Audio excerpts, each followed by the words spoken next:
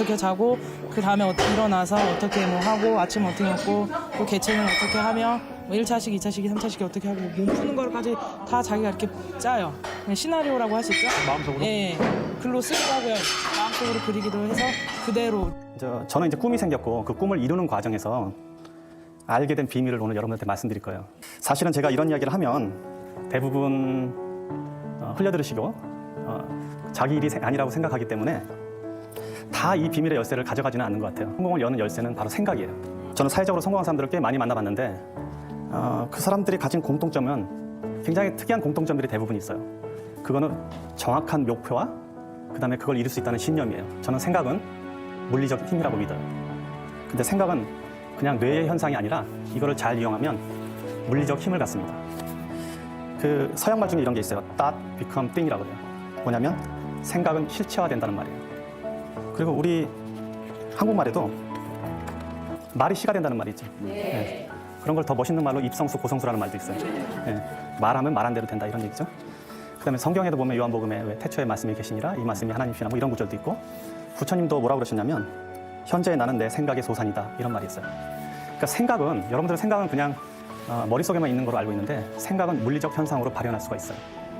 이게 지금 제가 말하는 생각의 비밀이에요. 그런데 재밌는 거는 지금 이 눈에 보이는 모든 것들은 이미 누군가의 상상으로 만들어진 거예요. 길, 애초에 저 길이 앞에 우리 이 건물 들어올 때 길이 있었잖아요. 그거 누군가가 상상을 처음에 한 거예요.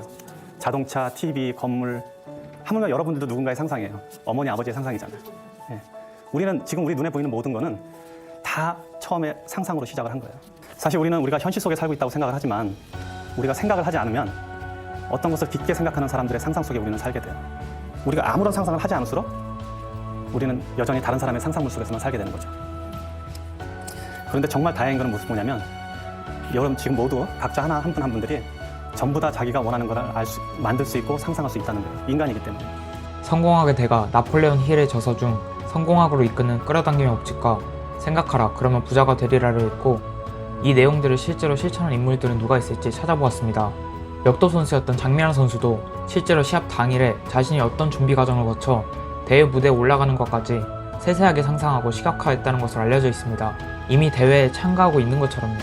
이런 시각화는 항상 훈련과 더불어 명상을 하며 시간을 할애할 정도로 장민환 선수에게 중요한 부분이었죠.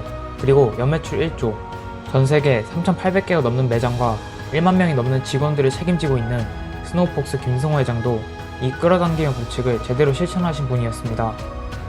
끌어당김의 법칙 책의 내용과 이들이 직접 실천해오고 인터뷰한 내용들을 추려보고 정리해보았는데요. 첫 번째, 구체적인 상상, 시각화를 한다는 것입니다. 자신이 이루고자 하는 것, 장면을 생생하게 상상하는 것인데요. 아무것도 모르는 사람이 마법처럼 알게 되는 것이 아니라 자신의 목표를 이루기 위한 과정에 대해서 자세하게 알고 있어야 합니다. 책이나 배움, 공부, 훈련이 필요하다는 뜻입니다. 두 번째, 나에 대한 굳건한 믿음이 있다는 것입니다.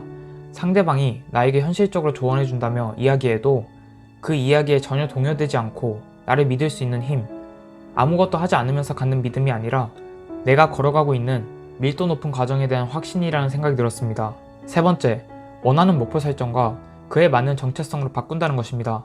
자신이 원하는 명확한 목표를 정하고 그것에 맞게 나의 정체성을 새롭게 정의하고 행동하는 것인데요. 예를 들어 챔피언이 목표인 선수라면 모든 훈련 과정과 관리를 자신이 우승자라는 정체성을 부여하고 우승자 마인드로 그것들을 담담히 해나가는 것입니다. 여기서 명확한 목표란 남들에게 보여주기 위한 남을 의식한 목표가 아니라 내가 진정으로 원하는 삶이 무엇인지 나에 대한 탐구가 우선시된 후 나의 정체성을 명확하게 하고 그에 맞는 행동들을 해나가야 한다는 게 포인트인 것 같습니다.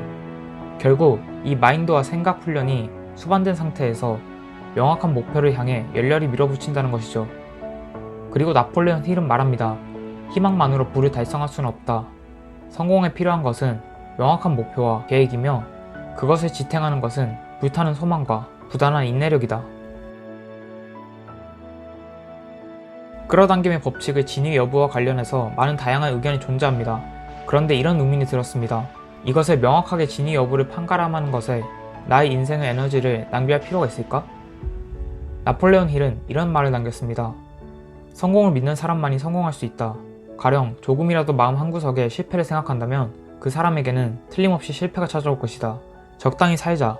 지금 이대로가 좋아. 와 같은 마인드를 가진 사람이 소위 끌어당김의 법칙, 시각화 같은 행동들을 하며 성공한 사례는 많이 찾아보지 못했습니다. 자신의 분야에서 성공한 사람들, 유명한 배우, 스포츠 스타, 부자 등 자신이 이루고자 하는 목표가 명확한 사람들, 적당한 삶이 아닌 치열한 노력이 수반되더라도 자신이 생각하는 대로 살고자 하는 마음이 강한 사람들이 이 법칙들을 항상 마음속으로든 기록하든 행동으로 옮겨 목표를 이뤄내는 것 같았습니다.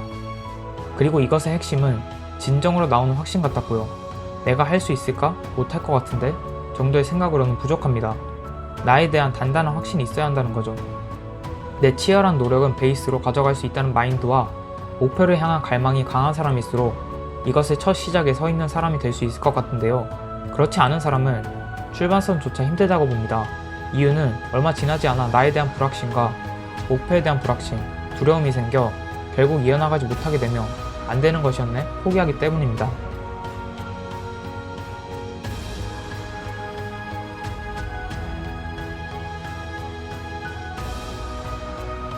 모든 내용, 모든 행동의 가장 중요한 베이스는 마인드, 생각인 것 같은데요. 그리고 이 마인드는 누구의 것인가요? 바로 나입니다. 나 자신의 마인드셋이죠. 지금부터라도 남이 아니라 나에게 집중해보는 것은 어떨까요?